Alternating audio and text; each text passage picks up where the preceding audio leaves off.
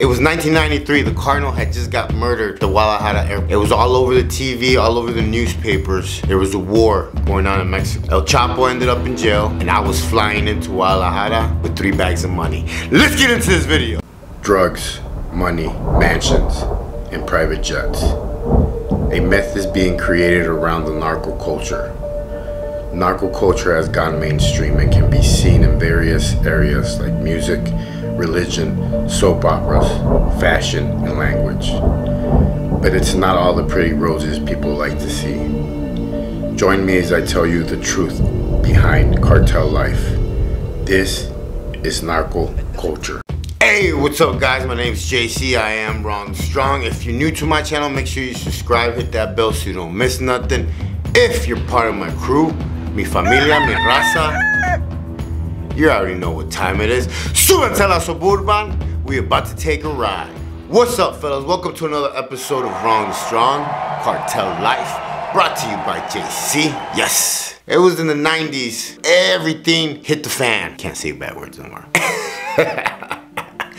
And I was flying into the airport in Guadalajara. I was young, hungry, and ready to make some money. I was only 16, going on 17 at the time. I flew in to the Guadalajara airport with 3 bags of money. I ended up checking into the Holiday Inn that was right across the street from the airport. I needed to show my face for my boss in Ciudad Guzman. There was a big wedding happening and I needed to be there. 3 big bags of money, a scrawny 16-year-old kid wanting to make some point and move up the ranks in the cartel. Time where I really started to get really hypnotized by that culture, the narco culture, the caravans, you know, trucks after trucks, you know, picking you up and I started to fall in love with it, with the whole lifestyle. You know, I was at the Holiday Inn waiting for the people to pick me up. They show up in 3 trucks. This is the first time as a kid that I seen guys with guns inside, you know, vehicles like that. Like, it was like straight out of a movie. But I was that young kid, you know, hungry. I wanted to move up. So we ended up getting to the wedding. Something happened, the boss was not happy. That money needed to go to Apasingan. So I volunteered, like always. I volunteered, they gave me a truck, 2 guys, and here I go again with the 3 bags of money. You know, when I got to the airport, when I flew in,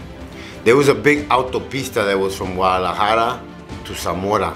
I talked about it before, it was one of those paid ones that you get on there and there's nobody on there because nobody wants to pay for a highway. It was pretty expensive. So it's where a lot of money and drugs got moved fast. You get on there and you go 100, 110 the whole way. It's la autopista Guadalajara and you get off in Zamora. I got all the way to Apasingan, and when I got to Apasingan, that money needed to go somewhere else. I ended up staying in la Plaza del Sol in downtown Apasingan, and you know, I'm young and just ready, you know. I got my ostrich boots, I looked the part, I felt the part, I wanted to be part of everything. And that day when I checked into the hotel, I started to think that's, you know, that's what I wanted to be. That's what I wanted to be as my career. That night we ended up going to the steakhouse.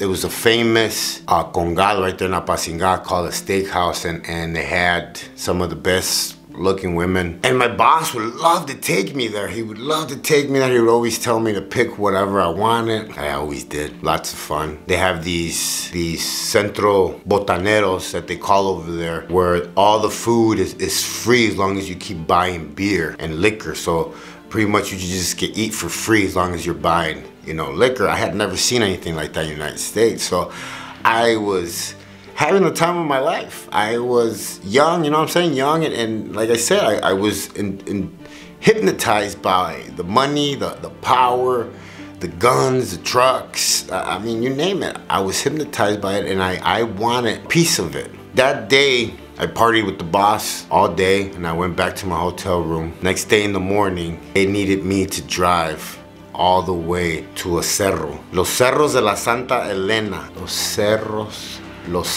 de Santa Elena. That day I ended up all the way. I'm talking about, like, that's why, like, when Al interviewed me and I said jungle, and I got like a lot of, like, you know, messages talking crap that there is no jungle in Mexico. I had never been in a cerro that far away from, like, everything. that's how I looked at it, you know. If you look at it, it's deep, deep in there. And this is the first time that I seen, you know, marijuana being grown, pretty much camouflaged with the whole mountain. You would never be able to tell the difference between the trees and the marijuana because it was growing as almost like a camouflage, you know, unit all at once. And there was kids there with guns, bulletproof vests. They were protecting.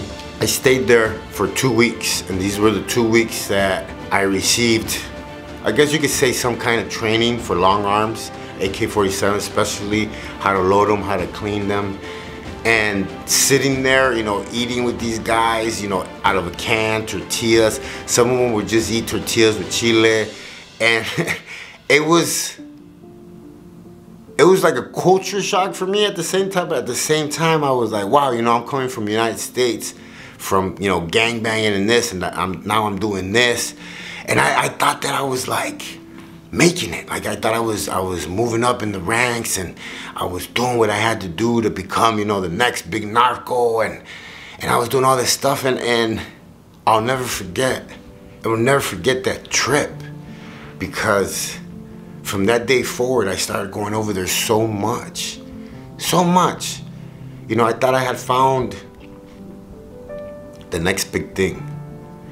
And then what made it worse is that I would be there, you know, making money and stuff like that. And then I would go to my town, because my town is not too far from Morelia. It's only half an hour from Morelia, Moroleon. I won't forget this because I kind of feel like I broke my grandfather's heart, you know.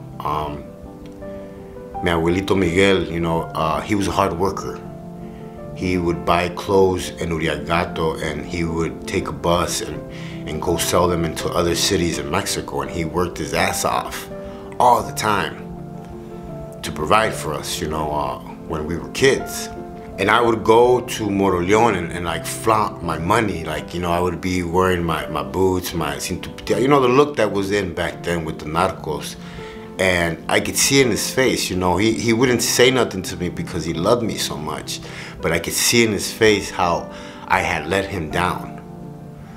He never wanted that kind of life for me, never expected it either. The day I got arrested and, you know, I got put into the Cerezo, he was the first person there to see me. And I'll never forget how he looked at me and asked me and told me pretty much, "Drogas? Drogas, Julio? You know, I showed you better." He passed away while I was doing time. And, you know, nobody wanted to tell me when I came home looking for him.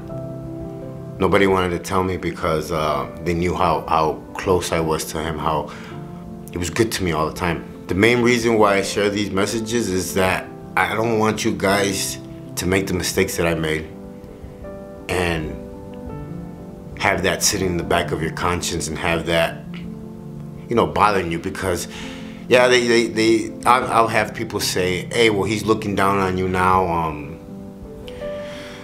He knows that you're doing good." And yeah, I understand that whole concept, but still, the guilt that I feel for not letting him see me like today.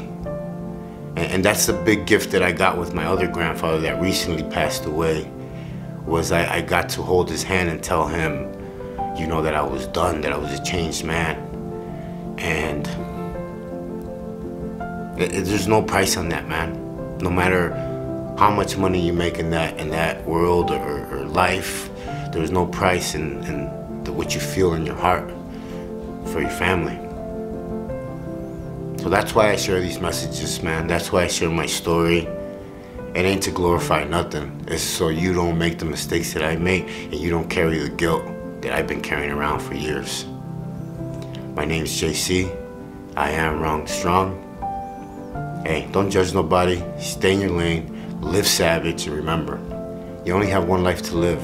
Live it right. Live it right so you don't have to carry no guilt around. I'll catch you guys on the rebound.